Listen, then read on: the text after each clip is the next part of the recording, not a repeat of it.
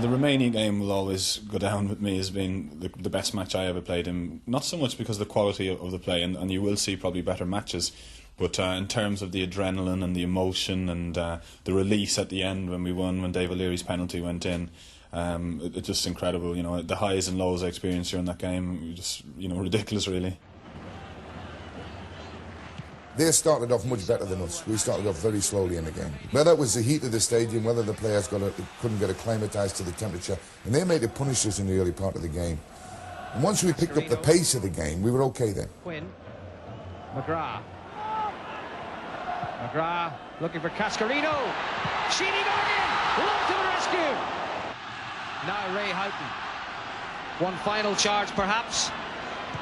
Houghton for O'Leary.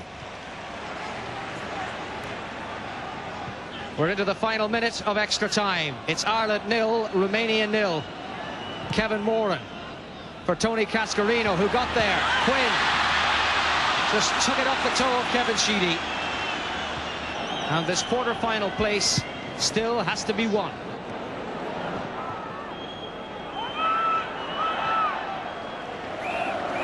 And Ireland's 8th final against Romania has ended in a scoreless draw. So for the very first time in the history of Irish international soccer, the Republic of Ireland team is involved in a penalty shootout. And I was quite relaxed in the penalty shootout. I went across to the lads and I said to them, they were all sat round and getting rubbed by Mick and Charlie, and I just said to them, look, make your mind up what you're going to do and do it. Don't change your mind. Put a ball down, make your mind up, go do it. And that's all I said to them. It's out of his hands now. It's a question of who scores most of the penalties. Well, the roar goes up because Pat Bonner is going to be first between the posts. I just sat there and I started to smoke again. I hadn't smoked for about 2 years. And there's a guy there smoking a fag. And I said to him, "Gives it tab." And he looked up and he went, "Ah." And passed one through the thing and gave me his matches now. And I lit a cig and I stood and watched the penalty shootout. First to take the penalty is the Romanian Georgi Hagi, their top player, against Pat Bonner. And that is 1-0. Kevin Sheedy now showing his number to the referee. He's only allowed one penalty in the first round. Yes. If Hagi's was decisive, Sheedy's was even more so.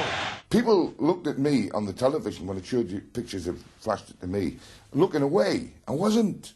I was looking. The playback screen was up there, and I had all the players between me and the goals, and I couldn't see what was going on. The second Romanian penalty, it's 1-1.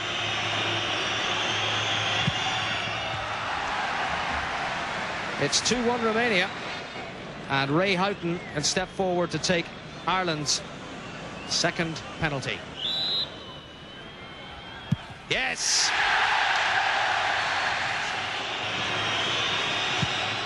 (3-2) Romania. They've been 3 perfect penalties. Andy Townsend is next to go for Ireland.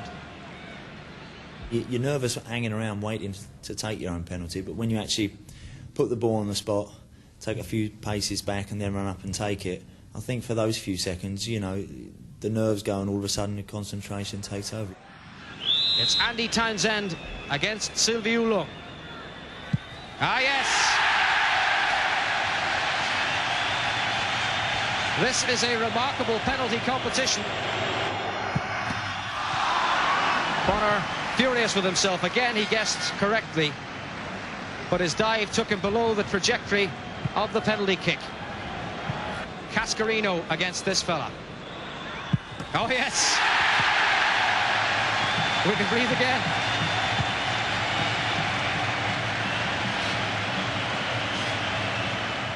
And it's now Romania's second substitute, Daniel Timofte, Dynamo Bucharest, to step forward. Timofte against Bonner.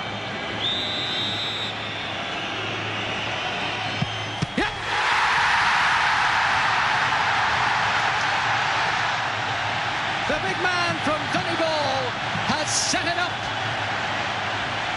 for a victory. Elation, obviously, you know, and it was knowing that it was a sort of fifth penalty that we had a fantastic chance of going through, you know. Not knowing that obviously Dave had to take one. It was Dave that was taking one. And who is stepping forward to assume the task in his 52nd international appearance? David O'Leary. Because I couldn't believe it when David O'Leary went to take the penalty. I just couldn't believe it. I thought, no, come on. I mean, we got good strikers that were and good penalty takers. To throw the onus onto David, I thought was a bit. The last penalty was a bit much. This kick can decide it all.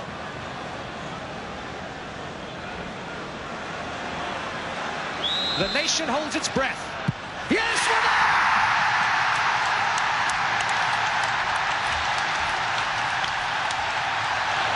Ireland are through to the quarterfinals of the World Cup. And the most popular supporters in Italy have another journey to make. David O'Leary, one of the elder statesmen of the Irish team, sends Ireland on their way to Rome. And Genoa tonight belongs to Ireland. This is the kick, the historic kick, that sent Ireland through to the World Cup quarter-finals, down a road never before trodden by a Republic of Ireland team. There has never been an achievement in Irish sport to parallel this. 20,000 Irish, perhaps even more, in the Luigi Ferraris Stadium in Genoa. And they will not want to leave.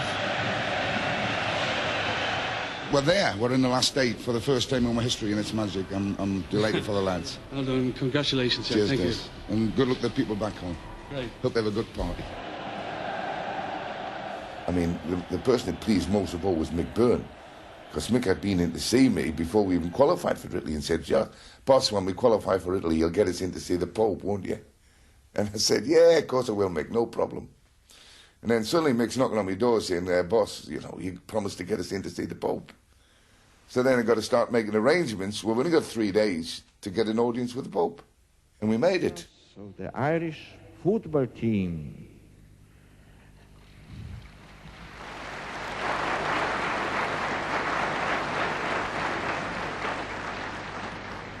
Best wishes to you.